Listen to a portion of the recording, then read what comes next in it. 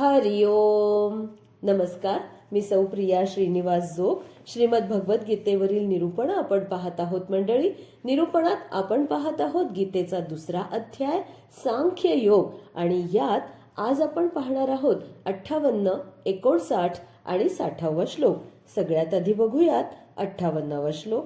श्लोक असा आहे, यदा संहरते चायं कूर्मोऽङ्गानीव सर्वशः इंद्रियार्थेभ्यस्तस्य प्रज्ञा प्रतिष्ठिता.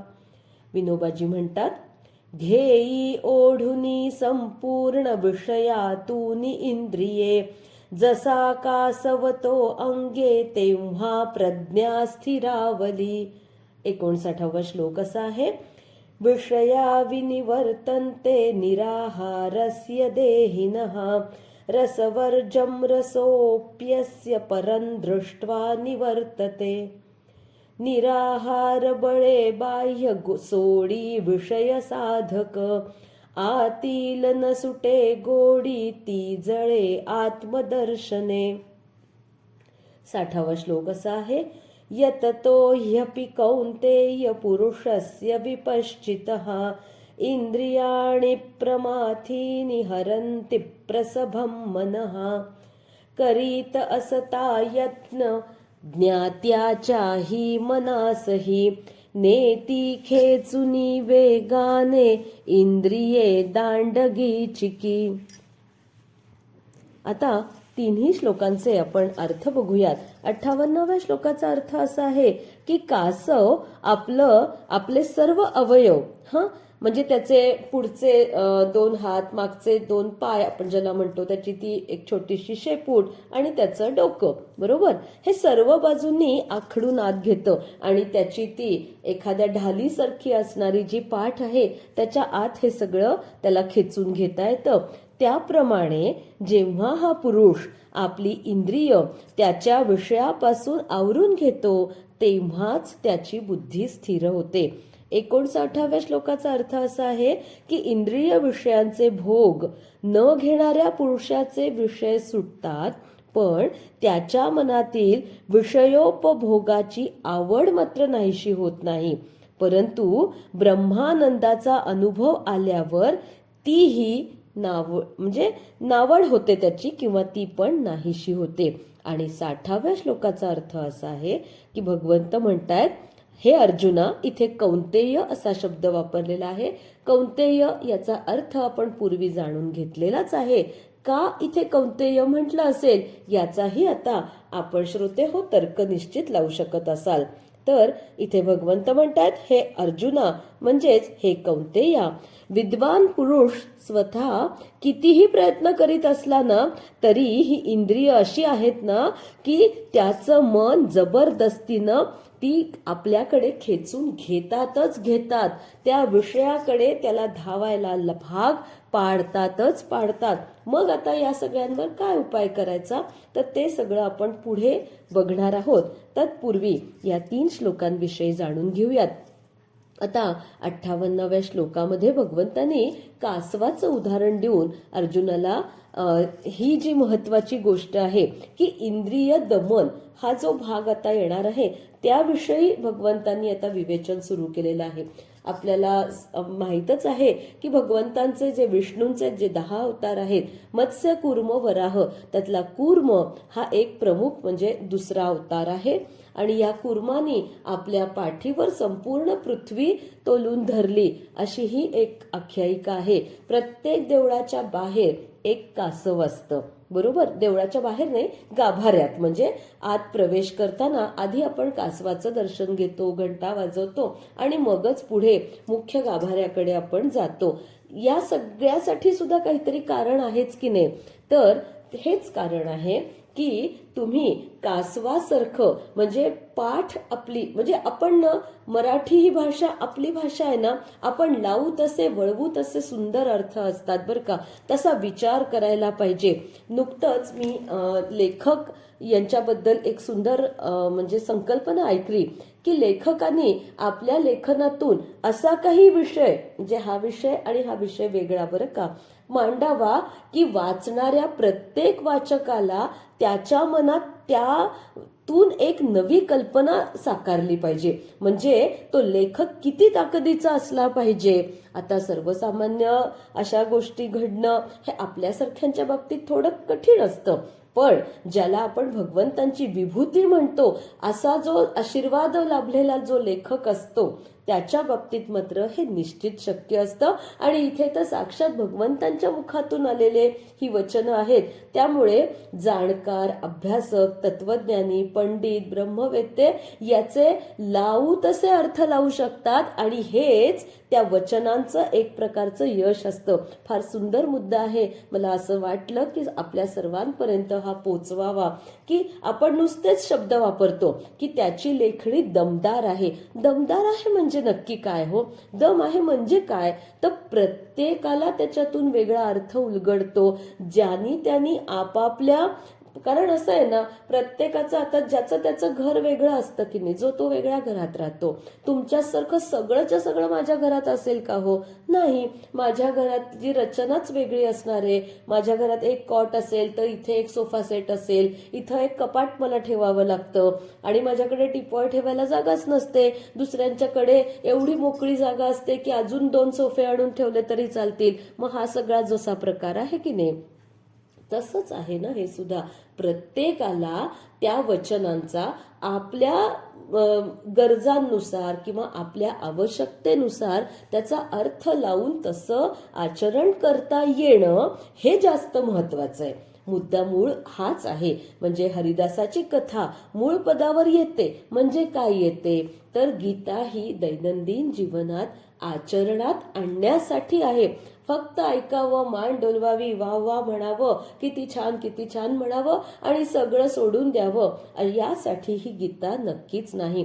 जसं म्हणतात की नामदेवांचा जो श्लोक आहे की एक तरी ओवी अनुभवावी, तसंच आहे गीतेचा एक तरी श्लोक आपण आपल्या आचरणात आणण्याचा, आचरणात उतरवण्याचा नक्कीच प्रयत्न केला पाहिजे.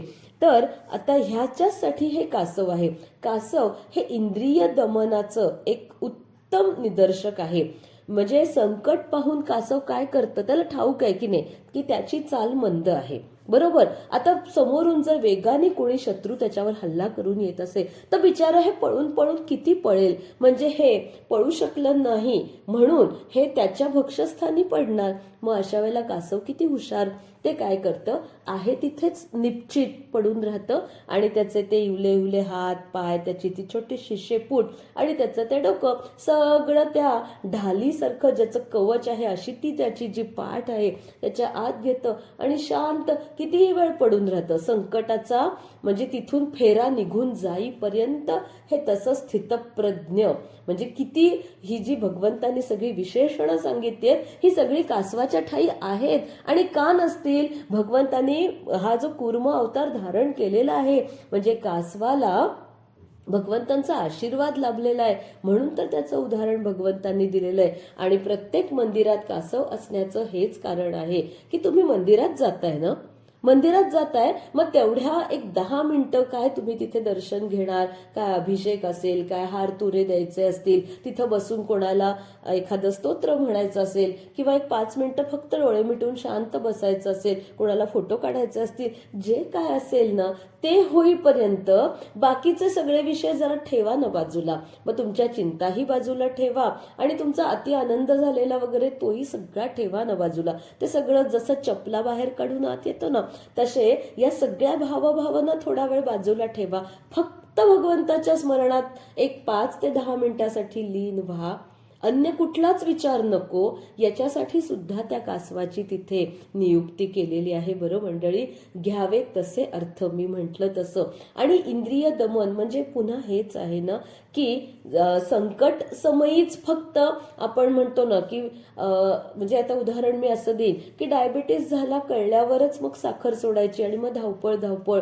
अरे बापरे, आता सकाळचा चहा कसा काय बरं बिनसाखरेचा प्यायचा. म्हणजे तिथपासून दिवसाला आपली सुरुवात निराशेचा सूर लावून होते. मग हे सगळं येऊ नये म्हणून थोडंसं 40च्या टप्प्यातच थोडंसं आपण आपल्या आहारावर, आपल्या एकूणच दिनचर्येवर जर थोडंसं नियंत्रण ठेवलं तर कासव हेच आपल्याला सांगतं की संकट आल्यावर कासव हातपाय आत घेतं, मान्य आहे, पण तुम्हाला संकटाची चाहूल लागेपर्यंत तुम्ही का थांबणार? संकट म्हणजे तहान लागली की का विहीर खणायला जाणार? आधी थोडंसं खणून तयारी करून ठेवली, पाण्याची व्यवस्था करून ठेवली तर बिघडेल का? नाही बिघडणार. मग व्यवहारात आपल्याला हाच तर अर्थ अपेक्षित आहे ना, की हे इंद्रिय दमन, आता किती अंगाने इंद्रिय दमन करणं गरजेचं आहे. आणि माऊलींनी तर ह्या 59व्या श्लोकासाठी इतक्या सुंदर सुंदर ओव्या दिलेल्या आहेत ना की थक्क व्हायला होतं. नुकताच एक म्हणजे सांगायला आवडेल की चिंचवडलाच एक साधक आहेत, तर त्यांनी हस्तलिखित ज्ञानेश्वरीचा एक खूप मोठा संकल्प केलेला आहे आणि ते साधकांपर्यंत एक सुंदर अशी ती वही आणि ज्ञानेश्वरीची प्रत देऊ करतात. आणि वर्षभर यंदा 725वा माऊलींचा समाधी सोहळा आहे, त्यानिमित्त वर्षभरात ही म्हणजे हस्तलिखित प्रत आपल्याकडून लिहून व्हावी असा त्याचा मानस आहे. तर त्यानिमित्तानेच आम्हाला पण एक कार्यक्रम सादर करण्याची खूप छान संधी मिळाली. त्यासाठी म्हणून खरं म्हणजे जरा गीता बाजूला ठेवून ज्ञानेश्वरी उघडण्याचा म्हणजे एक वेगळाच काय म्हणूयात लाभ झाला. आणि मग ती उघडताना आता ज्ञानेश्वरीवर काय आपण बोलणार, की या संकल्पाविषयी आम्हाला बोलायचं होतं, पण मग काय बोलणार, कसे मुद्दे घ्यावे, यासाठी जेवढी जमेल तेवढी ज्ञानेश्वरीची पानं खरं सांगू का फक्त किंचितच चालली हो. एवढं तर 9000 ओव्यांपर्यंत अशा अगदी अल्प वेळेत पोचणं खरं तर शक्यच नव्हतं. पण मग आता माऊलींच्या ओव्या कशा, कसं वर्णन आहे, काही ज्ञानेश्वरी लोकांना एवढी भावली असेल, का ती जनमानसात इतकी लोकप्रिय झाली असेल की आज 725 वर्ष झाल्यावर सुद्धा आज 10,000 साधकांनी ही ज्ञानेश्वरी हस्तलिखित करण्यासाठी पुढे आलेले आहेत. इतक्या प्रती वाटून झालेल्या आहेत, अजूनही नाव नोंदणी होतच आहे. हे एवढं सगळं अलोट प्रेम हे कशाच्या जोरावर प्राप्त झालं असेल, तर लक्षात आलं की माऊलींनी इतकी सुंदर सुंदर दैनंदिन उदाहरणं या ज्ञानेश्वरीच्या ओव्यातून दिलेली आहेत की ती लोकांच्या हृदयाला थेट भिडतात, मनाला हाक घालतात. आपलं काहीतरी आहे असं वाटतं, हे दुसऱ्यांसाठी आहे असं, त्याच्यात जो परकेपणा होता ना इतके वर्षांपूर्वीचा, की हे सगळी वेद, हे श्रुती, पुराण, हे सगळं आपल्यासाठी नाही बाबा, असा जो एक जनमानसात समज रूढ झालेला होता, त्या समजालाच माऊलींनी म्हणजे छेद दिलेला आहे. तुमच्या आमच्या घरातलं उदाहरण सांगून माऊलींनी पटवलंय. बघा आता मी ते उदाहरण देते म्हणजे पटेल. 59व्या श्लोकासाठी माऊलींनी दिलेली ही उदाहरणं आहे. श्रोत्रादी इंद्रिये आवरिती परी रसने नियमू न करीती ते सहस्त्रधा कवळी जती विषया इही. पुढे म्हणतात, जैसी वरी पालवी खुडीजे आणि मुळी उदक घालीजे तरी कैसे नाशू निपजे तया वृक्षा. तो उदकाचेनी बळे अधिके जैसा आडवेनी अंगे फाके तैसा मानसी विषयो पोखे रसनाद्वारे. म्हणजे एखादा वृक्ष असतो की नाही, तर त्या वृक्षाची तुम्ही अशी वरवरची पालवी खुडलीत आणि रोज पाणी मात्र घालतच राहिलात, तर त्याचा ते वृक्षाचा नाश होईल का? नाही, त्याला पुन्हा 8-15 दिवसांनी परत कोवळी पालवी फुटणार आहे. आता तो जर तो वृक्ष तुम्हाला नको आहे, तो काढूनच टाकायचा असेल, म्हणजे काही तो विषवृक्ष असेल किंवा तो काही कंपाऊंडच्या आड येत असेल, तर तोडणं हा तर म्हणजे हत्याराने कापणं हा तर उपाय आहे. पण दुसरा उपाय काय असू शकतो की झाडाचं पाणी तोडायचं. पाणी तोडलं की हळूहळू ते झाड एक ना एक दिवस मग आपली इहलोकीची यात्रा नक्की संपेल. ह्या इंद्रिय दमनामध्ये आपली जी पंचेंद्रिय आहेत त्यातलं सगळ्यात दमन करण्यासाठी जे अतिशय म्हणजे महत्वाचं इंद्रिय ते म्हणजे आपली रसना, म्हणजेच जीभ. कारण जिभेला आपण दुधारी शस्त्र म्हणतो. एकतर ती बोलण्यासाठी चुरूचुरू चालते आणि खाण्यासाठी पण ती तितकीच कायम आसुसलेली असते. किती गोष्टी म्हणजे आपल्याला ठाऊक आहे की किती गोष्टींच्या मुळाशी ह्या खाण्याच्या गोष्टी असतात. म्हणजे सुखाच्या, दुःखाच्या, किंवा मला काही कुणी विचारलं नाही किंवा पंक्तीला सुद्धा बघा ना, म्हणजे पंक्तीला पहिल्या पंक्तीला मान नाही दिला, अमुक अमुक म्हणजे पहिल्या ह्याला आम्हाला बोलवलंच नाही, जेवायलाच नाही बोलवलं, नुसतंच या म्हणाले. सांगायला पाहिजे होतं ना आधी जेवायला बोलवलंय म्हणून, म्हणजे आम्ही त्यानुसार आलो असतो. मेहुण म्हणून बोलवलंच नाही, आमच्या मुलीला कुमारिका बोलवायला काय झालं होतं. म्हणजे सगळीकडे न कुठं तरी त्याचा संबंध न भोजनाशी फार येतो बुवा. काय आपल्या व्यवहारात आपण काय काय गोष्टींच्या उलाढाली करतो दैनंदिन जीवनात. खरोखर ती शुक्रवारची कहाणीची कथाही आपल्याला ठाऊकच असेल की ती बिचारी गरीब भगिनी, तर तिला तिचा भाऊ लग्न कार्यात जेवायला बोलवत नाही का, तर तिची परिस्थिती गरीब. आणि मग पुढच्या वेळेला तिची जेव्हा परिस्थिती सुधारते तेव्हा तो तिला जेवायला बोलवतो आणि ती जेवायला आल्यावेळी एक एक घास काढून आपल्या सगळ्या दागिन्यांवर तिथे मांडते आणि त्याच्यावर तो एक एक घास ठेवते. ती म्हणते, तू भोजनाला मला भगिनी म्हणून नाही बोलवलंस, तर ह्या दागिन्यांच्या याच्या मोहापायी तू आज मला इथे बोलवलंस. म्हणजे मोह हा सुद्धा इंद्रिय दमनासाठी अत्यंत महत्वाचा आहे. सांगायचा माझा मुद्दा असा होता की खाणं हा भाग जो आहे ना, आपली ही कृती आयुष्यातली ही अनेक गोष्टींच्या मुळाशी असते. म्हणजे मानसिक अस्वास्थ्य, शारीरिक अस्वास्थ्य, सामाजिक अस्वास्थ्य निर्माण करण्यासाठी खाणं हे फार महत्वाचं ठरतं.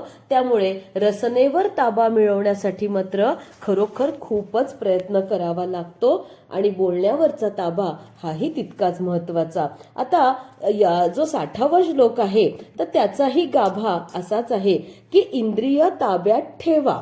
सांगितलेलं तर आहे, पण ती कशी ताब्यात ठेवायची याच्यासाठी मात्र थोडंसं ना आपल्या मनालाच आपल्याला आवर घालायला लागतो. नाही तर दुसऱ्यांनी कुणी सांगून मग, किंवा आपण म्हणतो की एकदम मग अचानक ही गोष्ट करणं खूप जड जातं आणि गमतीचा भाग असतो. म्हणजे सहज म्हणून ऐका आणि सोडून द्या. एखादी गोष्ट आपण सोडतो वगैरे, किंवा परदेशात गेल्यामुळे काही गोष्टींना आपण मुकतो. आपल्याला वाटतं हा आता काय जाऊ देत, मागे पडलं. पण अचानक समजा 5-7 वर्षानंतर आल्यानंतर सुद्धा कुणीतरी हातावर पेढा देतं आणि तो पेढा तोंडात टाकल्या टाकल्या आपल्याला चव लगेच आठवते. अरे वा, चितळ्यांचा पेढा वाटतं.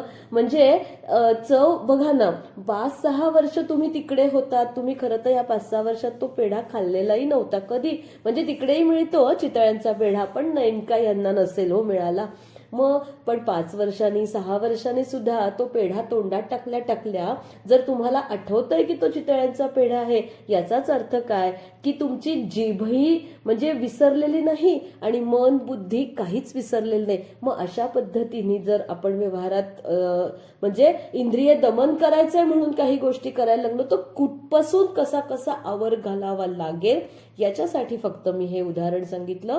आणि मनाचा निग्रह असेल तर मग काय वाटेल ते शक्य होऊ शकतं. आणि मन जर चंचल असेल, कमकुवत असेल, तर मात्र खरोखर कुठलीच गोष्ट म्हणजे शक्य होणं, साध्य होणं अशक्य आहे. आणि योग जेव्हा भगवंत इथे आता योगाविषयीच अर्जुनाला सांगता आहेत, तर योग जर साधायचा असेल तर सगळ्यात महत्वाचं म्हणजे इंद्रिय दमन हेच यातलं प्रमुख आहे. आणि आता आपण 61व्या श्लोकामध्ये बघणार आहोत की आपलं जे होतं आहे ना, त्याचाच आता पुढचा भाग इथे भगवंत सांगतायत की आपल्याला म्हणजे स्वतःलाच आपण फसवतो, हो की नाही.